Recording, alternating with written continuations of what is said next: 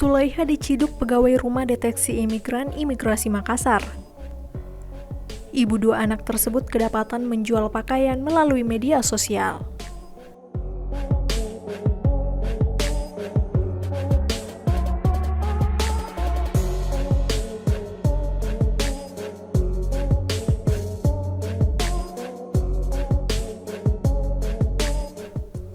Selain itu, dia juga didapati menjual di kios Blok J11 Pasar Butung, Senin 9 Maret 2020.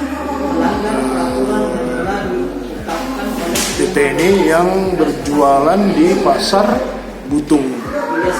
Nah, setelah dilaporkan, saya menyampaikan kepada Ibu Rita selaku kasir registrasi supaya langsung bergerak TKP untuk membawa yang bersangkutan ke kantor rumah detensi imigrasi untuk dimintai keterangan. Bisa diikat tuh.